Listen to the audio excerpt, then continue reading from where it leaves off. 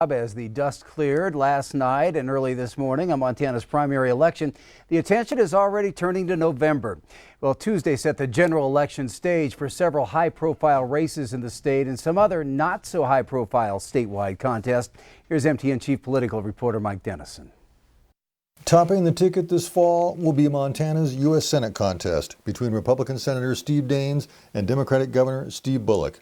The two men had easy primary wins on Tuesday, and on Wednesday, Daines challenged Bullock to a series of 4 debates. Daines also has a new TV ad criticizing China for the coronavirus outbreak and calling for an immigration ban. And a Democratic group came out with its ad, blasting Daines for voting in March for a so-called slush fund to help big corporations recover from the pandemic. In the governor's race, it's Republican Congressman Greg Gianforte against Democrat Mike Cooney, the current lieutenant governor.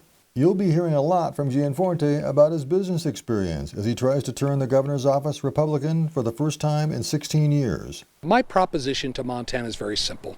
I'm a business guy. I've spent my life solving problems and creating good paying jobs here in Montana. That's the message we started with, and that's the one we're going to finish with.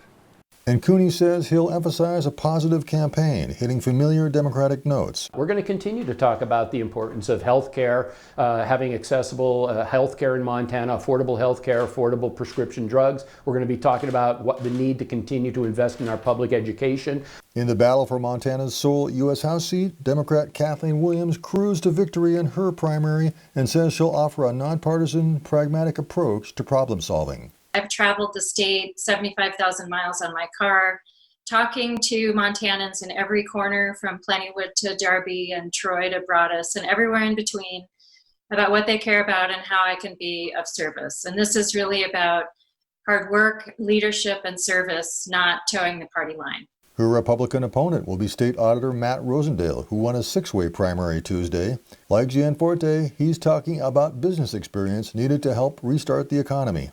We've had a lot of our businesses that have suffered, whether we're talking about Main Street or our farmers and ranchers. And my extensive business background just positions me perfectly to make sure that I can work with others to revive our economy. We have plenty of other wide-open statewide races as well coming out of the primary. For Attorney General, Democrat Rafe Graybill, an attorney for Governor Bullock, will face off against Republican Austin Knudsen, a former Speaker of the Montana House.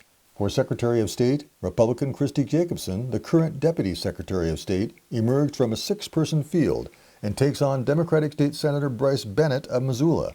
In the race for State Auditor, Bozeman businessman Troy Downing won the GOP primary and will run against Democratic State Representative Shane Morajo, a Missoula attorney. And for State Superintendent of Schools, it's a rematch between Republican incumbent Elsie Arntzen and Democrat Melissa Romano, who lost to Arntzen in a close race in 2016. We also had a primary for State Supreme Court, setting up a fall showdown between Justice Lori McKinnon and challenger Mike Black, an attorney in Helena. So, get ready for some serious campaigning and the chance to make some real choices on the future leadership and direction of the state. At the Capitol, I'm Mike Dennison, MTN News. All right, thank you, Mike. And you can see the complete election results and rundown on our website, ktvq.com.